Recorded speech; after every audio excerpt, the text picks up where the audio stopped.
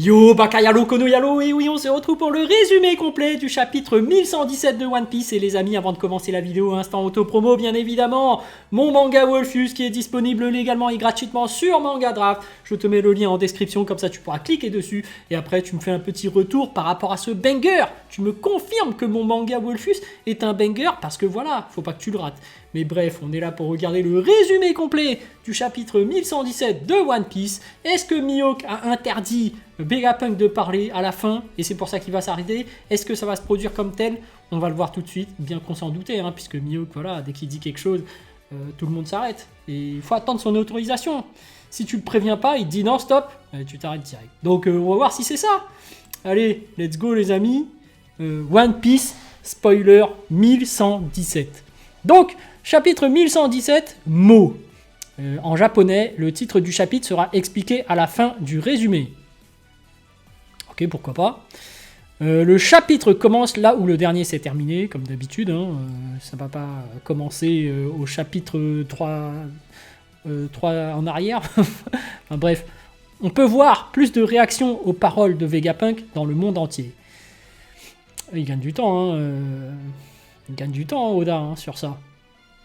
À Ishonozu, l'île de la ruche, nous voyons certains pirates voulant chercher des trésors sous la mer. Pourquoi ils font ça?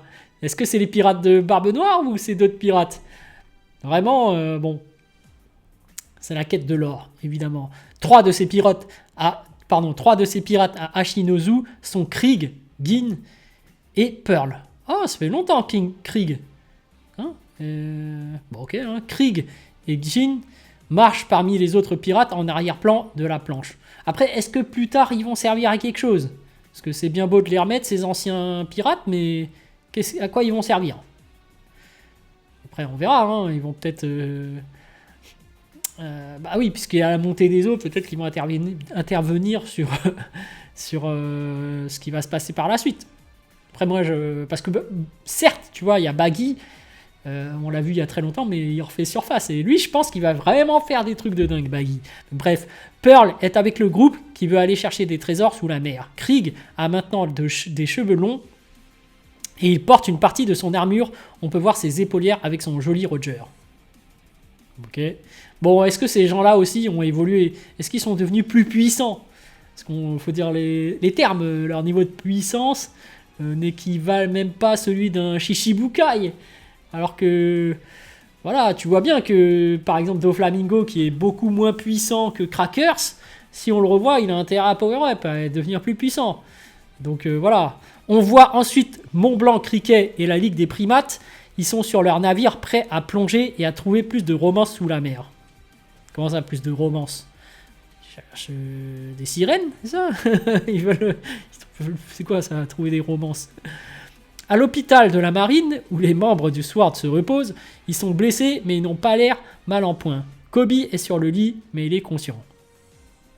Voilà, le célèbre Kobe, la relève de Garp. Là, je pense qu'il a vraiment le niveau de Garp en termes de puissance. Il pourrait même rivaliser avec Don Chinjao, je pense. Drake est également revenu de Wano Kuni. Kujaku dit qu'il a demandé à être laissé seul, donc il se soigne actuellement dans une chambre privée. Okay, donc il y a énormément de blessés. On voit que ça fait beaucoup de dégâts. Okay. Kujaku qui dit c'est notre moment d'agir maintenant. Smoker, lui, roule sur son BioWare bike sur la mer. Smoker, c'est l'homme fumé. Tu vois, il a un style hein, quand même. Il a du flow, mais voilà, il est un peu ouais, en retard en termes de puissance. Hein. Parce que je vois pas à quoi il pourrait servir à l'heure actuelle, bien qu'il soit colonel, hein, je dis pas, mais on est à une période où des amiraux comme Kizaru sont one-shot par Luffy, Gear 5. Donc bon. Smoker demande à Tashigi via Denden Mushi où elle se trouve. Tashigi répond qu'elle est à l'hôpital de la marine. Okay. Le message de Vegapunk continue. Vegapunk dit qu'il arrive à la fin de son message. Car s'il dit quelque chose de plus, ce ne seront que des théories. Vegapunk, c'est un putain de youtubeur. Franchement, il devrait faire ses théories. Ça peut être marrant. La barrière du dôme frontière est fermée, dont le groupe de Nami est prêt à mettre les voiles. Ok, donc Jinbei et Zoro arrivent, mais soudainement Nojuro court devant eux et il est sur le point de frapper le Thousand Sunny. Ah, là ça va être bon ça. Là, il va falloir du lourd pour contrer Nojuro, parce qu'on ne sait pas trop c'est quoi son niveau de puissance, mais Zoro, c'est quand même un YC1. Et Jinbei, c'est quand même un YC3. Donc, on verra bien. Hein. Jinbei lance Zoro en utilisant une nouvelle technique appelée Fishman Jujutsu Kata Gyuruma. Et Zoro utilise son attaque Nitoryu Rashomon pour bloquer l'attaque de Nojuro. Combinaison, et on rappelle d'après les débats de puissance qu'un YC1 et un YC3 combinés, bah, c'est l'équivalent d'un niveau Yonko. Hein. Donc ça voudrait dire que Jinbei et Zoro là, ça voudrait dire que s'ils rivalisent avec Nojuro et que ça fait match nul, ça veut dire que Nojuro, niveau Yonko, hein, de ce que je comprends des niveaux de puissance. Après, moi je suis pas un spécialiste, il faut se renseigner auprès de Ryo Sensei qui est vraiment spécialisé dans le domaine. Mais de ce qu'il m'avait expliqué la dernière fois en live, c'était ça. Donc 2 commandants égale un Yonko. Zoro utilise les épées Sandai, Kitetsu et Enma pour bloquer Nojuro. Des éclairs noirs et du feu apparaissent lorsque leurs épées s'affrontent. Mais Zoro remarque quelque chose en voyant l'épée de Nojuro. Zoro qui fait « Hé, Kitetsu ?» Zoro et Nojuro sont repoussés par l'impact. Jinbei attrape Zoro tandis que Zoro crie au groupe de Nami de prendre le Thousand Sunny. C'est du lourd. Moi j'aime bien. Enfin un combat sérieux. Bon, après, ça va être écourté. Je pense qu'il y aura quelqu'un qui aura une épine dans le pied. Un peu à la Doumbé. Parce que les combats, finalement, ne doivent pas s'engager pour tout de suite, je pense. Parce qu'on sait très bien que l'équipe des Mugiwara va réussir à s'enfuir et partir sur Elbaf. Mais voilà. Sur le navire d'Elbaf, justement. T'as vu Elbaf ou Elbaf. Là, ils disent Elbaf. Bon, voilà. Nous voyons de nombreux nouveaux géants combattant contre la marine. Les vice-amiraux arrivent pour se battre. Bluegrass fait un trou dans le navire d'Elbaf avec un faisceau Sea Beast Weapon. Dol abat Kashi en utilisant une attaque appelée Rock'n'Roll Blaster. Bon, un combat entre des PNJ, j'ai envie de dire. Mais bon, ça dit quand même que les géants sont des gros PNJ hyper puissants. Donc on sait très bien que par rapport à leur taille, leur force de base, c'est supérieur à un marine. Donc bon... Luffy, revenu à sa forme normale, Dory et Brogy sont près du rivage, alors il crie au navire d'Elbaf de partir. Luffy se demande où est passé Warcuri car il a arrêté de les poursuivre. Il est parti chercher Vegapunk, je pense. L'urgence, c'est pas eux, tu vois. En fait, au final, c'est ça. Hein. Moi, je vous avais dit qu'il n'y avait pas tant d'enjeu, enfin, pas de pression sur l'équipage de Luffy, pression de danger, parce que finalement, tu vois bien que la priorité de Warcuri et des autres du Gorosei, c'est le message de Vegapunk. Hein, c'est... Enfin, bref, Saturne, Mars, Jupiter et Warcuri entourent maintenant l'ancien robot géant. Le Gorosei réalise que c'est le robot qui a attaqué Marie-Joise il y a 200 ans. Okay.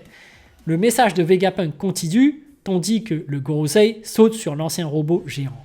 Alors le robot géant, normalement, c'est censé être quelqu'un, hein, parce qu'à l'époque, il avait quand même fait pas mal de dégâts, mais est-ce que le but, c'est de mettre en avant le Gorosei? On va voir.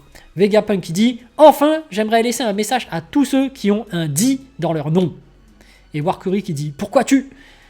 Lorsque Vegapunk prononce cette phrase, on peut voir certains personnages dont le nom contient un di qui sont liés à eux. Monkey D.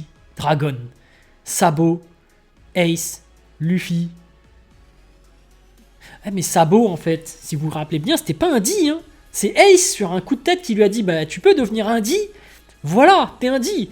Donc finalement ce di, comment dirais-je, tu l'obtiens assez facilement. Hein. Il faut l'approbation de Mihawk, certes, mais aussi d'un autre di. Parce que Mihawk, on sait très bien que de là où il est, parce que le di signifie Dracul, hein, on le rappelle, c'est bien lui qui décide si t'es un di ou pas. Donc Kobe qui dit Luffy-san, fils amiral Garp. Marshall Ditchich qui dit Mu. Lui, c'est le principal di, lui. Beppo qui fait capitaine. Ah ouais, c'est vrai que le capitaine Law est aussi un di. Hein. Et Vegapunk qui dit parmi vous, il y a Mo Buzz Buzz. Oh le bâtard.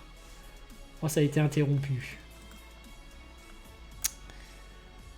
Et là, note du traducteur, Mo est le dernier caractère japonais qui apparaît avant que le message de Vegapunk ne soit coupé. et ce caractère est le même que celui qui apparaît dans le titre du chapitre. Soudain, l'ancien robot géant est projeté en l'air. Oh, carrément! Attends, ils arrivent à projeter un robot aussi gros par l'attaque de Warcury. Oh, ils ont de la patate en fait. Puis il tombe au sol, de petites parties du robot sont endommagées, mais il est toujours en un seul morceau. Ah, j'ai du mal. Warcury, arrête Vegapunk! Le signal de Vegapunk disparaît soudainement. Les gens du monde entier sont choqués. Vivi et Borgans sont également choqués. Attention, c'est intéressant qu'ils mettent l'angle de vue sur Vivi, parce qu'il y a un lien entre elle et Im-sama. Hein. S'ils ont coupé tout ça, c'est peut-être lié à Vivi. Attention. Donc les gens qui font « Ouah, il a été coupé !» Et Vivi qui fait « Qu'est-ce qu'il essayait de dire ? Dis, est-ce que quelque chose gêne la réception ?» Tu vois, Vivi, elle est hyper impliquée dans le dit, en fait, je pense. Parce que sinon, ce serait pas elle qui prononcerait ça. Pourquoi on s'arrête sur elle? Et donc, dans la dernière planche du chapitre, York tombe à genoux. York, s'est arrêté. Waouh. Donc, pas de pause la semaine prochaine. Ça va être cool, les amis. Là, c'est dommage qu'on n'ait pas les infos, mais d'un autre côté, c'est bien mieux de découvrir l'information au cours de l'aventure et pas par un message de Vegapunk. Mais bref, les messages de Vegapunk, bah, ça ouvre plus de portes, hein, encore plus de mystères. Ça dévoile certes des choses, mais là, on se pose encore plus de questions. Donc, qu'est-ce que le dit? Est-ce que Vivi est impliquée dedans? Siècle oublié, on sait toujours pas ce qui se passe. On sait que maintenant, il y a une montée des eaux, donc ça craint encore plus. On sait que maintenant, il y a encore des anciens pirates qui vont se mêler à l'affaire. Moi, j'attends de voir la suite. Il y a une hype, on sait pas trop, mais les choses se mettent encore en place. Et voilà, on sait toujours pas pour Joy Boy, on sait rien en fait pour l'instant. On a encore énormément de mystères. Qu'est-ce que le One Piece? Mais comme je le disais, le One Piece, théorie, évidemment, c'est forcément le chapeau de paille parce que ça représente le voyage, c'est le symbole de l'aventure, du rêve de faire le tour du monde. Donc j'insiste parce qu'après, il y a des gens qui vont dire « je l'ai pas dit ». Mais je l'ai dit. Depuis le début, on l'a sous notre nez. Le One Piece, c'est forcément le chapeau de paille, je vous le dis. Donc les amis, sur ce, je vous dis donc à plus dans le bus, ou plutôt à plus tard dans le car, ou plutôt à bientôt dans le bateau.